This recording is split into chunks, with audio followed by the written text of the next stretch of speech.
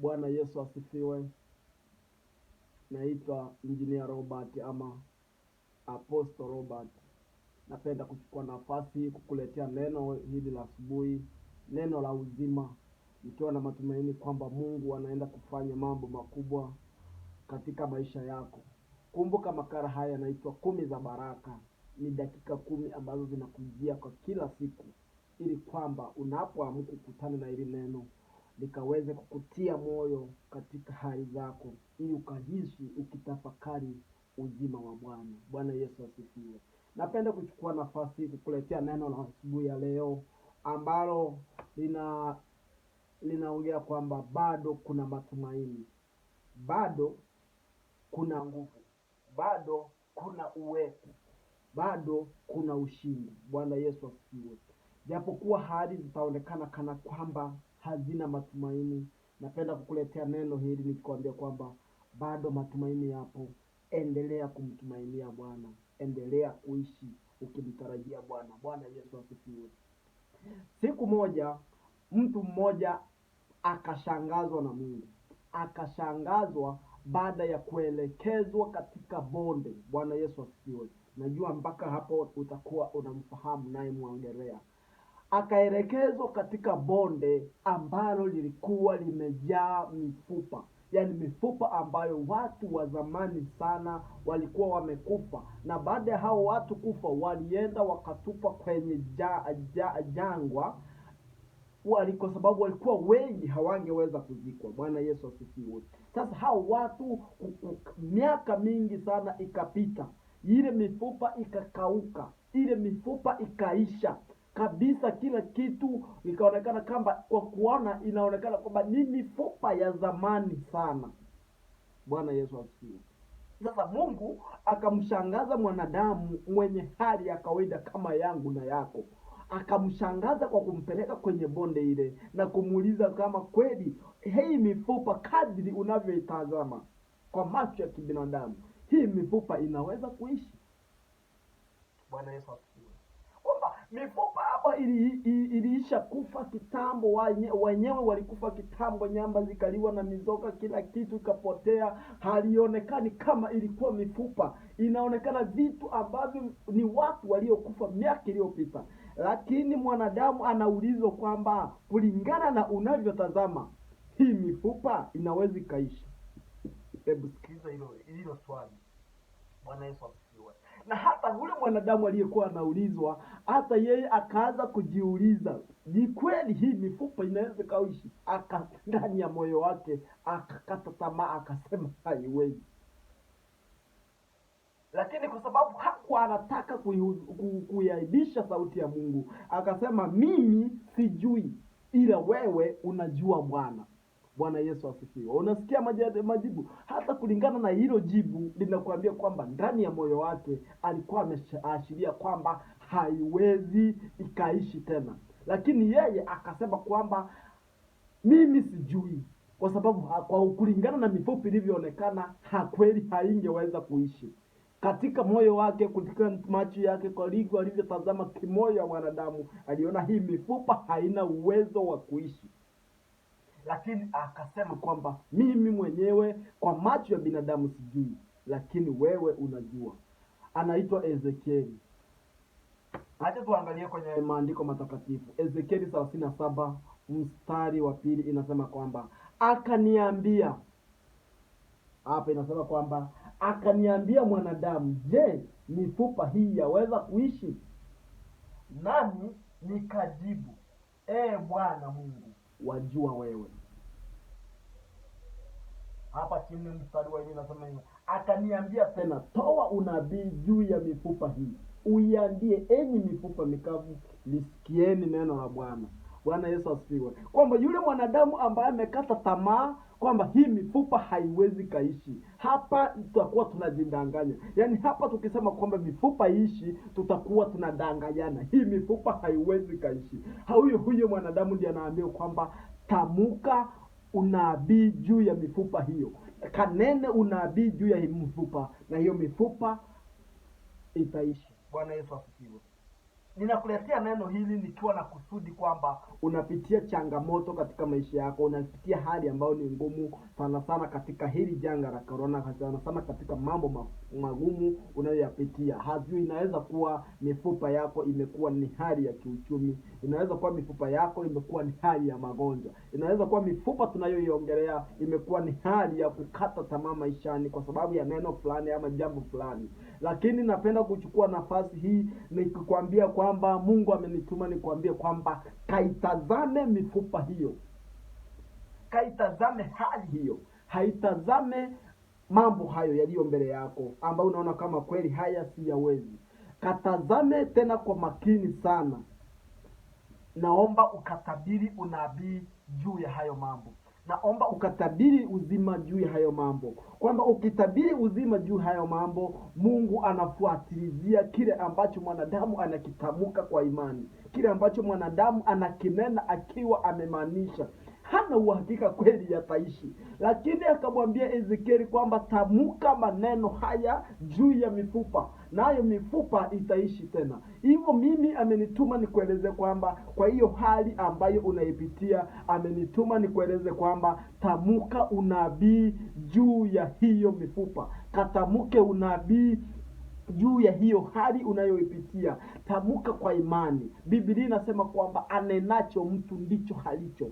Nina uhakika kabisa Mungu aliona kwenye moyo wa Ezekieli kwamba anachokiona ni kwamba hakiwezekani, na Mungu alikuwa na uwezo wa kubadilisha hali bila hata kumhusisha Ezekieli.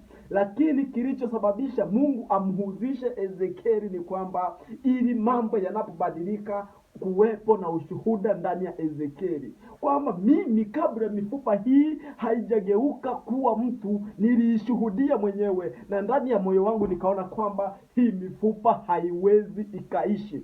Sasa Mungu anakuhusisha wewe katika hali zako. Anasema kwamba ana uwezo wa kubadilisha hali zako, lakini utakuja kuaminije kwamba yeye ndiye alibadilisha? Hivyo anataka kupitia kwako kwamba katamuke unabii juu ya hali yako. Unapotamuka unabii juu ya hali yako, Mungu anafuatilizia yale mambo uliyoyatamuka.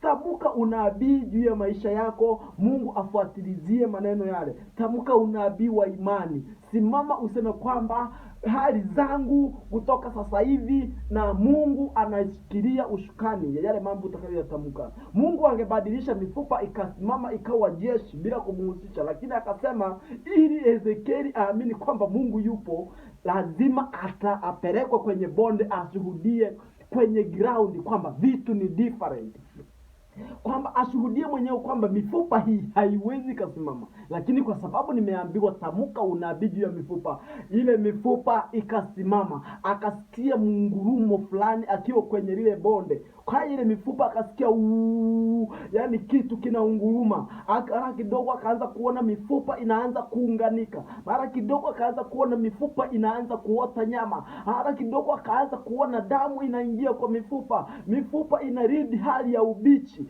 Mara kidogo akaona mifupa inashikamana. Mara kidogo akaanza kuona watu wanasimama. Mara kidogo akaanza kuona jeshi kubwa la watu wametoka kutoka kwa ile mifupa aliyokusudia kwamba hii mifupa haiwezi ikasimama.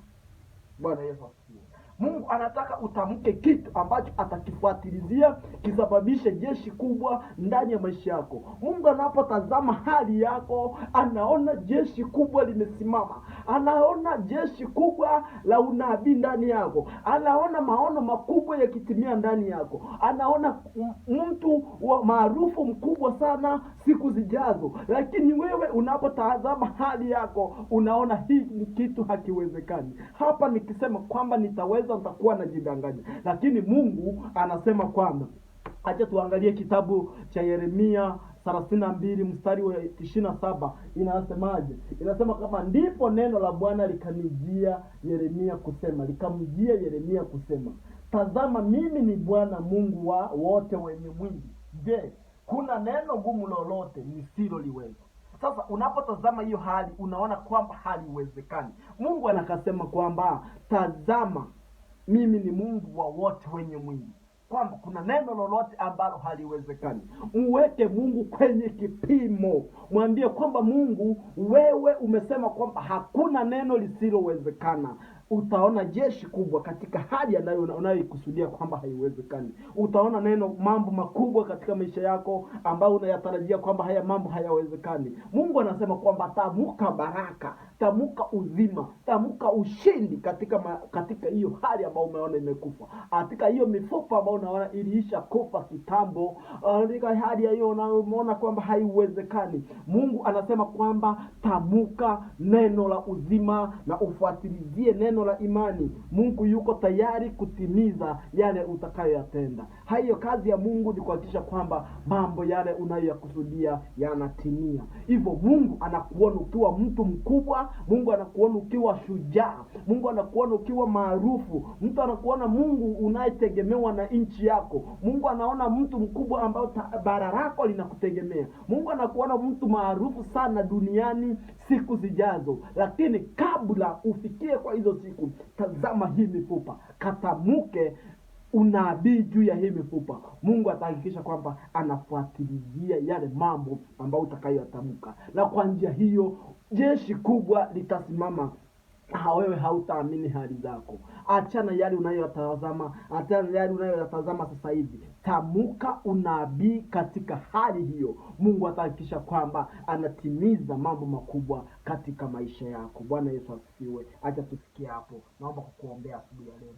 Mungu, nachukua nafasi kumwombea msikilizaji wangu na mtazamaji wangu ambaye amenitazama asubuhi ya leo, kwamba anapoamka, anapokutana na hili neno likaumbe kitu kipya, akaweza kutambua kwamba wewe uliyempeleka Ezekieli katika bonde la mifupa mikavu ni wewe unayeongea naye asubuhi ya leo, kwamba kwa zile hali ambazo anazipitia umeweza kuziona. Hivyo umemchukua kumpitisha katika hizo hali, kwamba awe na ushuhuda kwa yale mambo unaenda kuyafanya siku zilizo mbele yake, kwamba kwa kupitia mifupa mikavu iliyo mbele yake, kwa kupitia hali ambazo zimekuwa ngumu mbele yake, katika challenge anazozipitia, katika tatizo hili tunalolipitia, Mungu, tuna imani kwamba kuna ushuhuda unaenda kuumbika ndani yake, anaposimama kutamka baraka katika maisha yake, anaposimama kutamka neema mpya katika maisha yake. Unaenda kufungua milango yake, unaenda kumbariki na kumuinua,